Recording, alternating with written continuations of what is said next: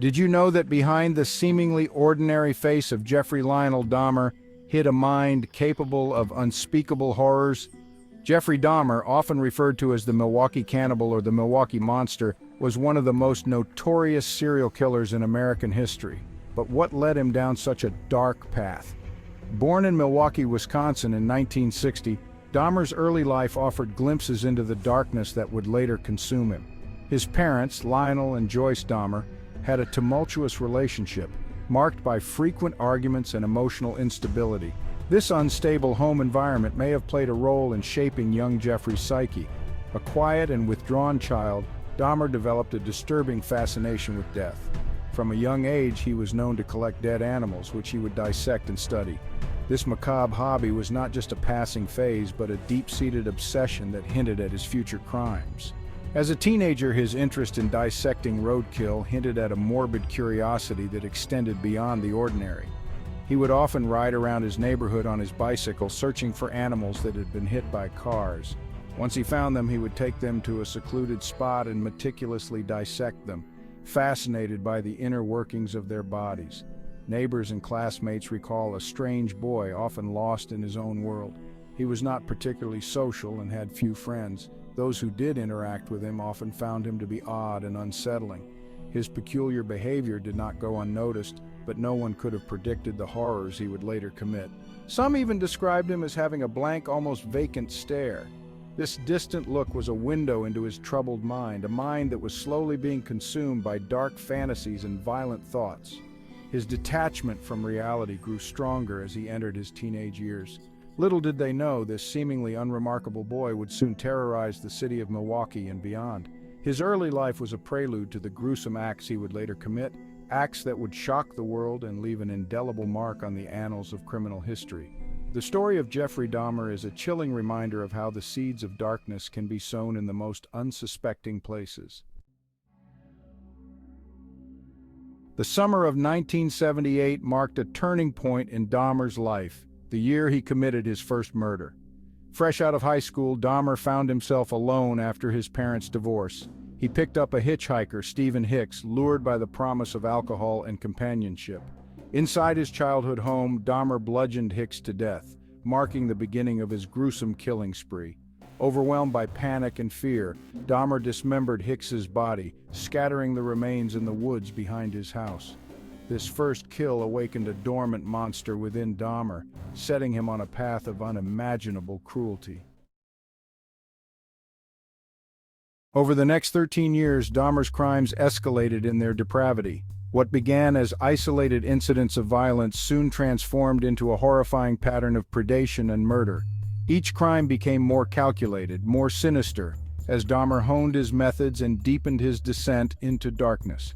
He developed a twisted modus operandi, a chillingly efficient routine for luring, killing, and disposing of his victims. This routine was not born overnight, but evolved through trial and error, each act of violence teaching him how to better conceal his monstrous deeds. Dahmer's methodical approach allowed him to evade capture for years, leaving a trail of devastation in his wake. Dahmer primarily targeted young men, often gay or people of color, exploiting their vulnerability and society's apathy towards marginalized communities. These individuals, already marginalized and often overlooked by society, became easy prey for Dahmer's manipulative tactics. He knew that their disappearances would not prompt immediate, widespread concern, allowing him to continue his spree with little fear of immediate repercussions. He lured them to his apartment with promises of money, drugs, or simply a place to crash. Dahmer's charm and seemingly harmless demeanor often disarmed his victims, making them more susceptible to his advances. He would frequent bars, clubs, and other social venues, carefully selecting his targets and gaining their trust before inviting them back to his apartment. Once inside, Dahmer would drug their drinks, rendering them powerless to resist his advances. The drugs he used were potent, quickly incapacitating his victims and leaving them at his mercy. This method ensured that his victims were unable to fight back or escape, making it easier for Dahmer to carry out his gruesome plans. He would then strangle his victims, often engaging in acts of necrophilia and cannibalism, driven by a perverse desire for control and possession. Dahmer's need to dominate and possess his victims extended beyond their deaths, as he sought to keep parts of them with him both physically and metaphorically. His actions were not just about killing, but about asserting his dominance and fulfilling his twisted fantasies. The horror of his crimes was compounded by the meticulous care he took in disposing of the bodies, often dismembering them and attempting to dissolve the remains in acid. This gruesome process was part of his effort to erase any evidence of his deeds, allowing him to continue his killing spree undetected for years. As Dahmer's confidence grew, so did the frequency and brutality of his attacks. He became more brazen, taking greater risks and leaving behind more clues. Despite this, it took years for law enforcement to piece together the full extent of his crimes. The investigation was hampered by a lack of communication between jurisdictions and the often overlooked status of his victims. It wasn't until a chance encounter with one of his would-be victims that the true horror of Dahmer's actions came to light, leading to his eventual capture and the end of his reign of terror. The aftermath of Dahmer's capture was a time of reflection and mourning for the families of his victims and the communities affected by his crimes. The trial brought to light the systemic failures that allowed Dahmer to operate for so long, prompting calls for changes in how missing persons cases are handled, especially those involving marginalized individuals. The legacy of Dahmer's crimes serves as a grim reminder of the darkness that can lurk beneath the surface of society and the importance of vigilance and compassion in preventing such horrors from happening again. In July 1991, Dahmer's reign of terror came to an end thanks to the bravery of Tracy Edwards. Edwards, a man who had narrowly escaped the clutches of one of the most notorious serial killers in history, became an unexpected hero. His courage and quick thinking not only saved his own life but also brought an end to a horrifying chapter in American crime history. Edwards, one of Dahmer's intended victims, managed to escape, his wrists still shackled. The terror he must have felt is unimaginable, yet he found the strength to break free from the nightmare that had ensnared him. His wrists, still bound by the handcuffs Dahmer had placed on him, were a stark reminder of the horror he had just fled.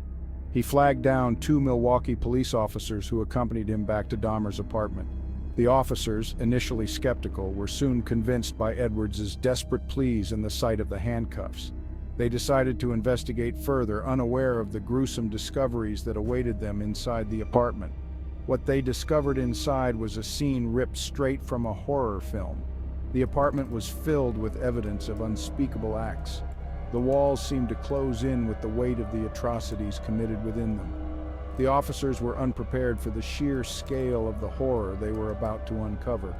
The stench of decay permeated the air. It was a smell that would haunt the officers for the rest of their lives. The odor was so overpowering that it was almost a physical presence, a testament to the evil that had taken place in that small, unassuming apartment. A refrigerator contained severed heads and other human remains. The sight was beyond anything the officers had ever encountered. The refrigerator, a common household appliance, had been turned into a grotesque display of Dahmer's twisted mind. Each severed head, each piece of human flesh, told a story of unimaginable suffering and cruelty. Photographs of Dahmer's victims, often posed in suggestive positions, revealed the extent of his depravity. These images were not just evidence of murder, they were a window into the dark and twisted fantasies that drove Dahmer to commit his heinous acts. The photographs were a chilling reminder of the humanity that had been stripped away from his victims. The discovery sent shockwaves through Milwaukee and the world, solidifying Dahmer's place in history as a monster among monsters. The community, once peaceful and unsuspecting, was now gripped by fear and disbelief. News reports spread the horrifying details, and the public reaction was one of collective horror and outrage. Dahmer's crimes were not just an assault on his victims, but on the very fabric of society. The world would never forget the name Jeffrey Dahmer, nor the gruesome truth that Tracy Edwards helped to uncover.